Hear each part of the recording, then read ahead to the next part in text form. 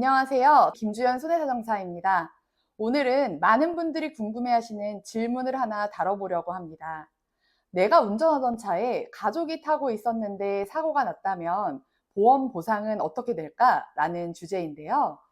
생각보다 복잡한 내용들이 숨어 있어서 꼭 알고 계셔야 할 부분입니다. 주말 나들이, 가족 모임, 부모님 병원 모시는 길, 누구나 가족과 함께 차량에 탑승하는 일이 많죠. 근데 예기치 못한 사고가 발생했을 때 과연 가족들에 대한 보상은 어떻게 진행되는 걸까요? 예를 들어 볼게요. 아버지가 운전 중이고 조수석에는 어머니가, 뒷좌석에는 자녀 둘이 타고 있었는데 차량이 단독 사고를 일으킨 경우입니다. 이 상황에서 각각의 가족 구성원들이 받을 수 있는 보상 범위는 다르게 적용됩니다.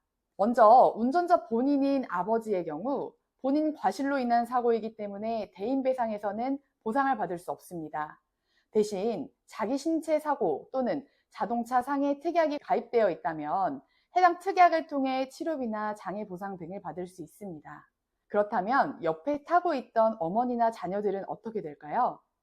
자동차 종합보험의 대인배상 2에서는 인적 면책이라는 항목이 있습니다.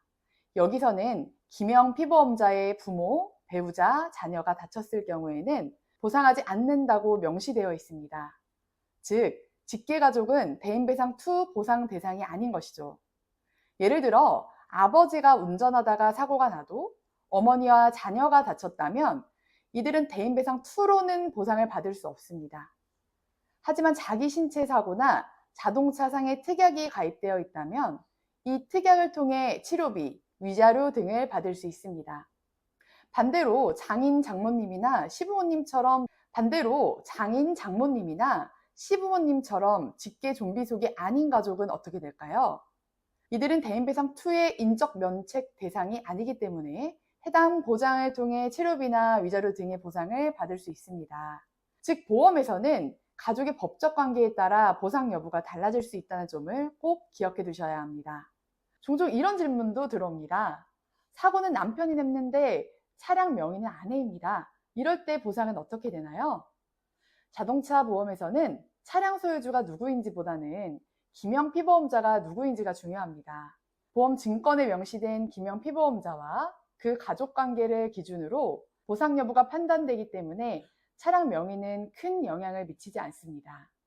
앞서 말씀드린 것처럼 대인배상 2로는 직계가족은 보상되지 않기 때문에 자기 신체 사고나 자동차 상해 특약이 핵심입니다. 이 특약들은 탑승자의 상해에 대해 치료비와 위자료, 장애 보상 등을 지원하는 항목입니다. 단 특약의 가입 여부와 가입 금액에 따라 보장 수준은 달라질 수 있습니다. 자동차 상해 특약은 자기 신체 사고보다 보장 범위가 넓고 금액도 큰 편이니 평소 보험 가입 시 꼼꼼히 체크해 보시는 걸 추천드립니다. 마지막으로 동승자 감액이라는 개념도 알아두셔야 하는데요. 간단히 말해 차량에 동승한 사람도 목적지를 함께하기 위한 이익을 얻었다고 보고 일정 부분 보상액이 줄어드는 개념입니다.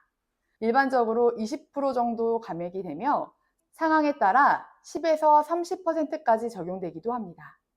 이 감액은 대인배상 처리 시 적용되는 것이고 자기 신체 사고나 자동차 상해 특약으로 보상받는 경우에는 감액 없이 100% 보장이 됩니다. 따라서 장인 장모님처럼 대인배상 2로 보상받을 수 있는 경우엔 동승자 감액이 적용될 수 있고 배우자나 자녀처럼 자기 신체 사고 특약으로 보상받는 경우에는 전액 보상이 가능한 구조입니다. 가족끼리 탑승 중 사고가 났다고 해서 무조건 보상을 못 받는 건 아닙니다. 어떤 항목을 통해 보상받을 수 있느냐가 중요하고 보험의 구조를 제대로 이해하고 있어야 유리하게 보상받을 수 있습니다. 오늘은 가족이 내 차에 타고 있다가 사고가 났을 때 어떤 보상이 가능한지에 대해 알아봤는데요. 다음번엔 또 좋은 내용으로 찾아뵙겠습니다. 지금까지 더 맑은 보상TV 김주연 손해사정사였습니다. 감사합니다.